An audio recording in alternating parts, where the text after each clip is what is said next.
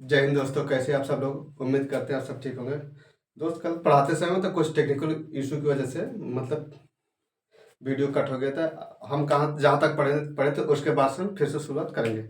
हम कल पढ़े थे द्विगु समास तक। ठीक दोस्तों, आज हमको क्या पढ़ना है? कर्मधारय समास। ठीक दोस्तों, क्या पढ़ना है? कर्मधारय समास। इसके बाद कर्मधारय समास। ठीक दोस्तों, चलिए आइए देखते हैं कर्मधारय समास कहते हैं किसको हम। आइए देखेंगे कर्मधारय समास कहते हैं किसको। ठीक दोस्तों, जिस समासिक पद का उत्तर पद प्रधान हो। ठीक दोस्तों, जिस समासिक पद का उत्तर पद प्रधान हो और पूर्व पद, और क्या हो? पूर्व पद उत्तर पद का विशेषण विशेष हो। जो कि पूर्व पद हो, पूर्व पद उत्तर पद का विशेषण विशेष हो, या फिर उपमान या उपमेय का संबंध हो। ठीक दोस्तों, किसका उपमान उपमेय का संबंध, उसे क्या कहेंगे? कर्मधारय समास कहेंगे। चलिए लिख लेते हैं। जिस समासिक पद का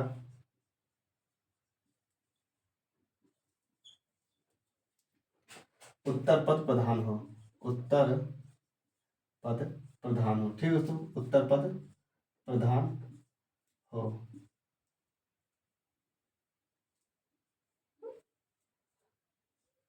और ठीक दोस्तों, और पूर्व पद का और पूर्व पद का। ठीक दोस्तों, जिस समासिक पद का उत्तर पद प्रधान हो और पूर्व पद का उत्तर पद में, पूर्व पद का उत्तर पद में विशेषण विशेष से क्या हो? उत्तर पद में विशेषण विशेष से, विशेषण विशेष से। ठीक दोस्तों, विशेषण विशेष से, या फिर उपमेय, उपमान या उपमेय का संबंध। ठीक दोस्तों, किसका हो? या फिर उपमान या उपमेय का संबंध, या फिर उपमान या उपमेय का संबंध हो। उपमेय का संबंध हो। किसका हो? उपमान या उपमेय का संबंध हो। ठीक दोस्तों, संबंध हो, उसे कर्मधारय समास कहते हैं। ठीक दोस्तों, उसे कर्मधारय समास कहते हैं। उसे कर्मधारय समास कहते हैं। ठीक दोस्तों, चलिए देखते हैं, इसके उदाहरण देखेंगे। ठीक दोस्तों,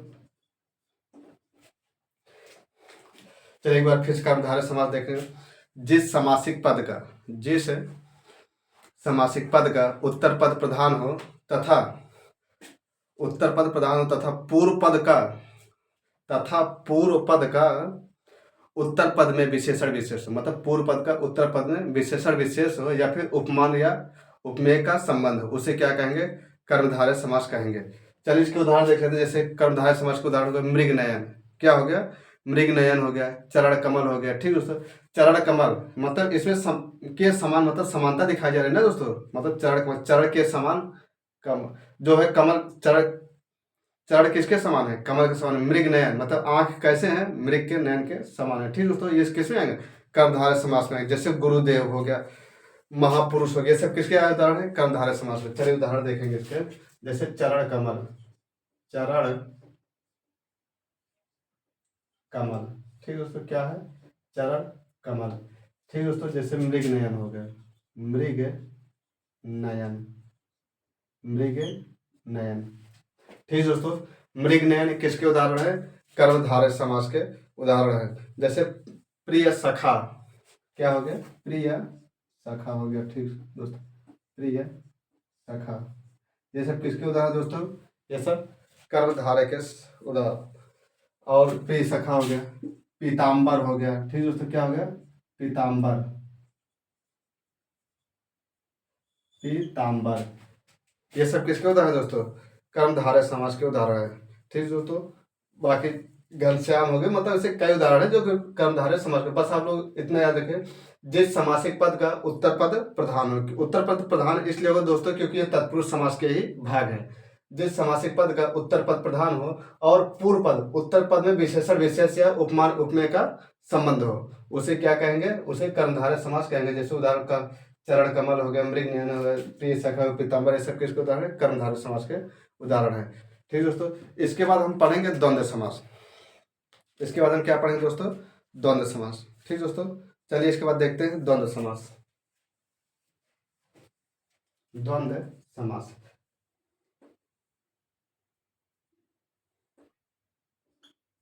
ये चौथा था दोस्तों। इसके बाद देखते हैं द्वंद्व समास। द्वंद्व समास, ठीक दोस्तों, क्या देख रहे हैं? द्वंद्व समास। चलिए हम द्वंद्व समास में देखते हैं द्वंद्व समास कहते किसको। सबसे पहले हम कहें देखते हैं द्वंद्व समास कहते किसको। जिस समासिक पद का पूर्व पद और उत्तर पद दोनों पद प्रधान हो, उसे क्या कहते हैं? द्वंद्व समास कहते हैं। इसके पहले हमने द्विगु समास पढ़ा। द्विगु समास और द्वंद्व समास में अंतर होता है दोस्तों। द्विगु समास में पूर्व पद संख्यावाची होगा, जबकि द्वंद्व समास में दोनों पद क्या होता है? प्रधान होता है। उसे क्या कहते हैं? द्वंद्व समास कहेंगे। चलिए देखते हैं जिस समासिक पद का जिस समासिक पद का जिस समासिक पद का दोनों पद प्रधान होता है दोस्तों। ठीक, क्या होता है? दोनों पद प्रधान होता है,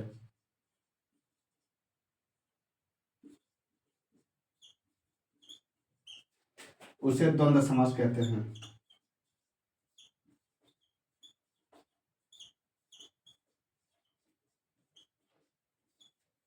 उसे द्वंद्व समास कहते हैं।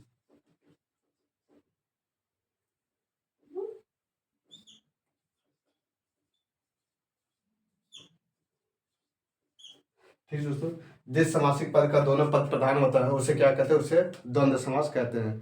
जैसे इसके उदाहरण हो गए, इसके उदाहरण, ठीक है, इसके उदाहरण हो गए जैसे माता पिता। माता पिता, ठीक है दोस्तों, माता पिता। भाई बहन, क्या होगा दोस्तों? भाई बहन। ठीक है दोस्तों, क्या हो गए?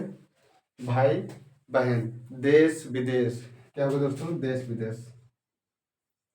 देश विदेश, ठीक है दोस्तों, क्या हो गया? देश विदेश। ये सब किसके उदाहरण? द्वंद्व समास के। द्वंद्व समास हम उसे कहें जिस समासिक पद का दोनों पद प्रधान होता है उसे द्वंद्व समास कहते हैं। जैसे हो गए माता पिता, भाई बहन, देश विदेश, अन्न जल, नून तेल, दाल रोटी, ये सब किसके उदाहरण है? ये सब द्वंद्व समास के उदाहरण। द्वंद्व समास के भी तीन भेद होते हैं। ठीक दोस्तों, द्वंद्व समास कितने भेद होते हैं? तीन भेद होते हैं। क्या पहला क्या होता है? इतरे द्वंद्व। पहला क्या होगा दोस्तों? इतरे द्वंद्व। दूसरा क्या होगा? समाहार द्वंद्व। और तीसरा क्या होता है दोस्तों? वैकल्पिक द्वंद्व। द्वंद्व समास के कितने भेद? तीन भेद। पहला होता है इतरे द्वंद्व, दूसरा होगा समाहार द्वंद्व, तीसरा होगा वैकल्पिक द्वंद्व। आइए दोस्तों देखते हैं तीनों हम द्वंद्व समास के भेद देखते हैं। आप लोग इसको नोट करते चलिएगा।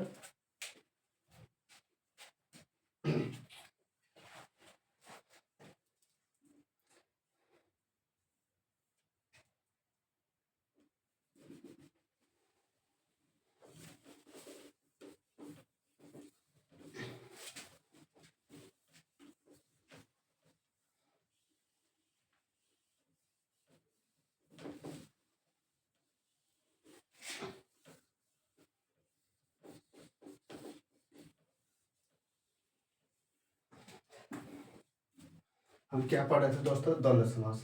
ठीक, द्वंद्व समास। ठीक दोस्तों, द्वंद्व समास कितने भेद होते हैं? तीन भेद होते हैं। कितने भेद होते हैं? तीन भेद होते हैं। ठीक दोस्तों, कितने भेद होते हैं? तीन भेद। पहला क्या होता है? इतरे द्वंद्व। क्या होता है दोस्तों? इतरे तर द्वंद्व। पहला क्या होता है? इतरे तर द्वंद्व। ठीक दोस्तों, और दूसरा क्या होगा? समाहार द्वंद्व। समाहार द्वंद्व।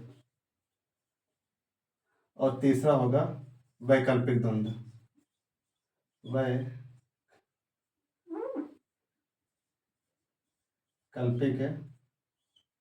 द्वंद्व। ठीक है, तीसरा क्या होगा, वैकल्पिक द्वंद्व।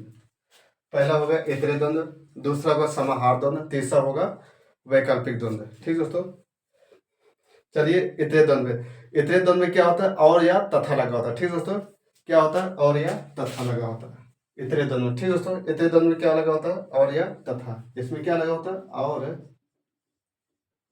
या फिर क्या लगा रहेगा, तथा लगा रहेगा। ठीक दोस्तों, और समाहार द्वंद्व में रहेगा। ठीक दोस्तों, मतलब इसमें क्या है, समाहार मतलब समाहित रहेगा। इसमें क्या रहेगा, समाहार मतलब समाहार क्या मतलब समाहित रहेगा, मतलब उसी में क्या रहेगा, समाहित रहेगा।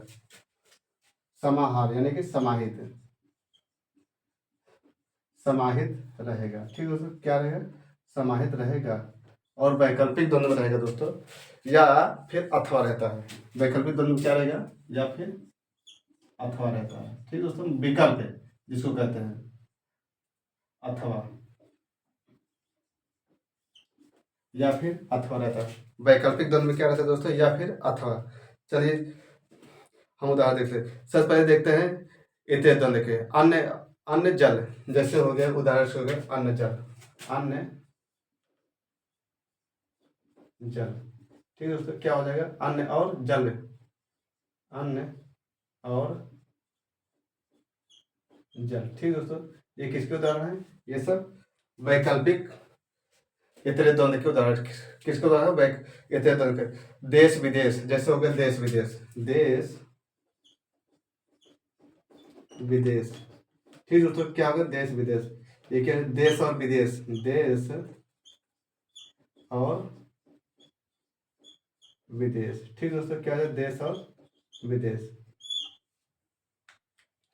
चलिए इसके बाद समाहार द्वंद्व देख लेते हैं। ठीक दोस्तों, समाहार, समाहार मतलब कि उसी में समाया हुआ है। जैसे होता है भला बुरा, जैसे हो गया भला बुरा, भला बुरा। ठीक दोस्तों, भला बुरा।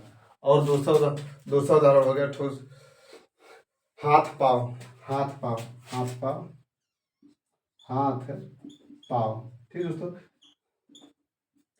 अब जैसे इसमें देखो भला बुरा, तो क्या होता है, भला बुरा आदि हो सकता है, हाथ पाव आदि हो सकता है। ठीक दोस्तों, ये सब किसके उदाहरण है, समाहार द्वंद्व के, मतलब उसी में समाहित रहेंगे। ठीक दोस्तों, क्या रहेंगे समाहित, जैसे कुर्ता टोपी, कुर्ता और टोपी आदि, ऊंचा नीचा आदि हो गया। ठीक दोस्तों, काम काज आदि। ठीक दोस्तों, ये सब किसमें है, समाहार द्वंद्व में। और इसके बाद देखते हैं वैकल्पिक द्वंद्व। ठीक दोस्तों, वैकल्पिक यानी विकल्प है। जैसे थोड़ा बहुत है, थोड़ा बहुत है,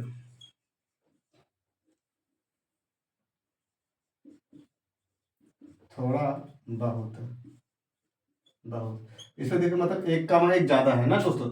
जैसे इसका क्या हो जाएगा, थोड़ा या बहुत है। ठीक दोस्तों, इसमें विकल्प है थोड़ा या बहुत, मतलब वैकल्पिक में विकल्प है थोड़ा या बहुत है।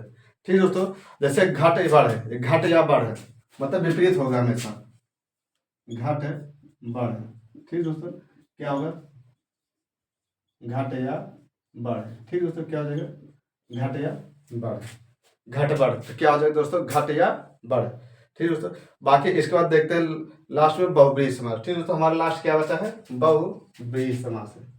आइए देखते हैं, छठा देखते हैं बहुब्रीहि समास। ये हमारा द्वंद्व समास पर है। द्वंद्व समास कहते हैं किसको, द्वंद्व समास कहते हैं किसको, कहते हैं किसको, जिस समासिक शब्द का दोनों, जिस समासिक पद का दोनों पद प्रधान होता है उसे क्या कहते हैं, द्वंद्व समास कहते हैं। ठीक दोस्तों, जिस समासिक पद का दोनों पद प्रधान होता है उसे क्या कहेंगे, द्वंद्व समास कहते हैं। जैसे माता पिता हो गए, भाई बहन हो गए, दाल रोटी को, नून तेल, कुर्ता टोपी, देश विदेश, आवागमन। ठीक दोस्तों, ये सब क्या हो गए, ये सब द्वंद्व समास के उदाहरण हो गए। ठीक दोस्तों, और द्वंद्व समास के कितने भेद होते हैं, द्वंद्व समास के 3 भेद होते हैं। पहला होता है इतरे द्वंद्व, दूसरा होता है समाहार द्वंद्व, तीसरा होता है वैकल्पिक द्वंद्व। ठीक दोस्तों, ये हमारा द्वंद्व हो गया। उसके बाद हम देखते हैं बहुब्रीहि समास। कौन सा देखते हैं दोस्तों, बहुब्रीहि समास। लास्ट देखते हैं बहुब्रीहि समास, बहुब्रीहि समास। ठीक दोस्तों, लास्ट क्या है, बहुब्रीहि समास। चलिए देखते हैं बहुब्रीहि समास। जिस समासिक पद का, जिस समासिक पद का दोनों पद प्रधान ना होकर, दोनों पद प्रधान ना होकर तीसरा पद प्रधान होता है। ठीक दोस्तों, उसे क्या कहते हैं, बहुब्रीहि समास। मतलब जिस समासिक पद का दोनों पद के अतिरिक्त, दोनों पद के अतिरिक्त तीसरा पद प्रधान होता है उसे क्या कहते हैं? बहुब्रीहि समास कहते हैं। चलिए आइए देखते हैं परिभाषा। जिस समासिक पद का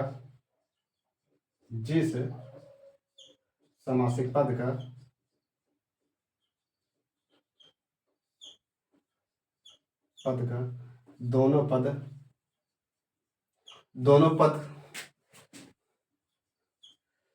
पद से मतलब है दोस्तों पूर्व पद और उत्तर पद है। ठीक दोस्तों, दोनों पद प्रधान ना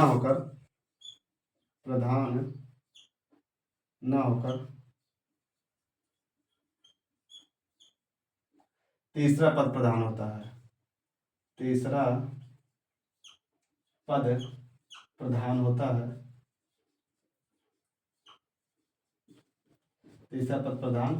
है।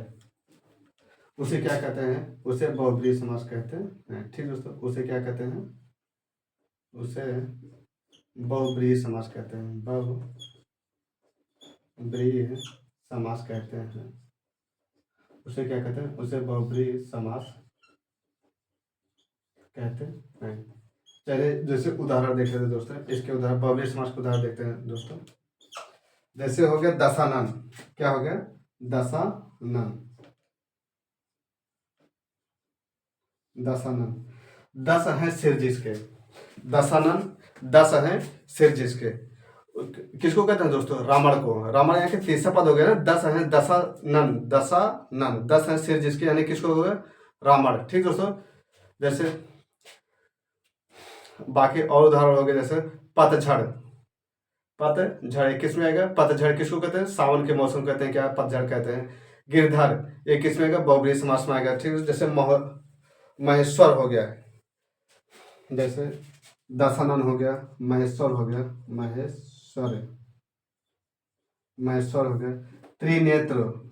त्रिनेत्र। ठीक दोस्तों, त्रिनेत्र किसको कहते हैं? शिव भगवान को कहते हैं ना दोस्तों।